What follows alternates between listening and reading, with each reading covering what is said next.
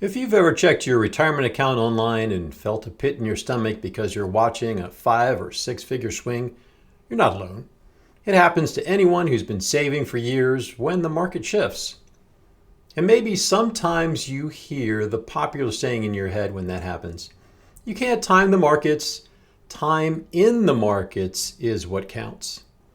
In the long run, that's true. The 1980s and 1990s especially reinforced the idea that buy and holders saw their money double every 7 or 8 years for about 2 decades. And look at the Dow Jones Index for the last century. Who could argue that it would have been unwise to stay invested over the last 100 years? But whenever you hear someone giving advice about quote unquote the long run, be sure to ask, exactly how long is the long run? Is it 100 years like in the chart? Well, for capital gains, the IRS calls anything more than 1 year long term. For about a 67% probability that your after inflation returns from the stock market reach more than 5 or 6%, the long run means more like 20 years. Based on market history, about 1/3 of 20-year periods make less than that. Some 20-year periods have even lost money. So long run is relative. Think through how the term is meant and if it applies to the situation that you're thinking of. When you're in your 30s or even 40s, you can ride out storms. You've got paychecks coming in and decades to recover. But once you're 10 to 15 years out from retirement, the math changes. What used to be just a paper loss can turn into something more like a permanent setback. So today, let's look at why buy and hold, as comforting as it sounds, quietly breaks down for retirees and near retirees. We'll cover 3 reasons why it happens, then we'll see one better framework, how that might look like. When you're close to retirement, time stops being your friend. Think about compounding like rolling a snowball downhill. Early on, every flake adds mass and momentum. But right near the bottom of the hill, if half of the snowball melts, you don't have enough time or slope left to rebuild it to its previous size. That's what happens when a 50% drawdown hits you 5 or 10 years before you retire. You might have heard the market always comes back. And yes, historically, it does. But the key question becomes, when? If the market goes through a 30% correction in a year, and the market goes up 7%, the long-term average return in the following years, it'll still take you 5 years to recover after the bottom to get back to your break-even point. Now, if you're 35, that's fine. You've still got decades. But if you're in your late 50s, that time might not work out so well. Your account value in your late 50s only gets back to that amount when you're in your mid-60s. Those recovery years were supposed to fund your next chapter, not rebuild your last one. Once you start pulling money from your account, the order of returns becomes everything. Imagine 2 people, both starting retirement with $1 million and earning the same average return, 6% a year, for 10 years. Both take out $50,000 a year. Investor A starts withdrawals right as the market starts a 3-year correction.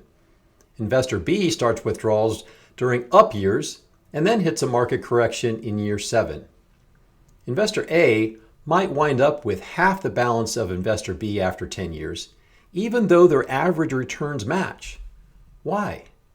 Because big losses early on, combined with withdrawals, digs a hole that later gains can't refill. You're selling more shares to meet the same spending needs early on, so those additional shares can't recover when the rebound finally comes. If you've heard of sequence of returns risk, this is what it means. It's the quiet destroyer of retirement plans that you don't hear much about. It doesn't show up in glossy charts or especially in average return calculators because the average calculation hides the real story, just like the table does here. But you can see clearly the full story on the graph. Buy and hold assumes you never need to touch your money, but once you start drawing income, volatility early on in that process becomes an enemy. When people say stocks have always gone up in the long run, that's true if your long run spans 25 years or longer. But most investors have something like 50 years in total, maybe 25 years of accumulation and 25 years of spending. And depending on when you start either phase, that long run can look very, very different. If you began investing in 1982, good for you. You experienced one of the greatest bull markets in equity history and made 11% compounded annual growth rate. If, on the other hand, you began investing in 2000, I'm sorry for you. You got the opposite. 14 years to break even, 2 bear markets, and a roller coaster of emotions. How about going back to another inflationary period, 1969 to 1980? 11 years just to get back to even. But after inflation, your returns were actually negative for the 1970s.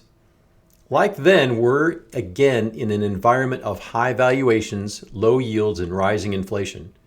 Those factors compress future returns. That's fancy economist speak for lower returns. So when someone says the market averages 10% a year, the honest follow-up becomes yes, but not every year, not even every decade.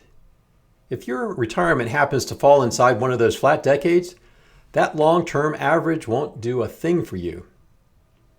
Now, for decades, the message has been stay the course, keep holding, don't try to time the market, everything will be fine. And that's very comforting, like sinking into a cushy reading chair. But comfort doesn't mean safe. Those aren't the same thing. When you're approaching retirement, you don't need to outsmart the market. You just need to stop letting it dictate the fate of your investments. That means paying attention to risk, not trying to predict it, just navigating through the conditions you find as they come along your course. That's the difference between uninformed comfort and informed awareness. Over the years, I've built and refined processes that help identify the market environment as it shifts from favorable to fragile.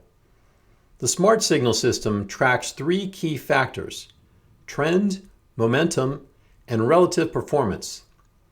And then it translates those into plain, actionable guidance. The good news? It's been shown to lessen the impacts of market corrections and keep up with the bull phases.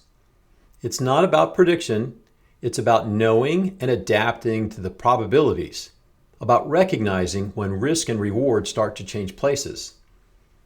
This is one example of a disciplined framework that lets you stay invested when the reward to risk ratio merits it and backs off when it doesn't.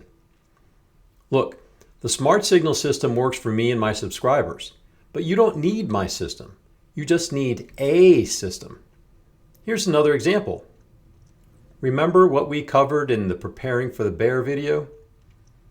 If you are all in on stocks currently, at least split your money into a few uncorrelated piles: stocks, bonds, gold, cash, and possibly other assets as well.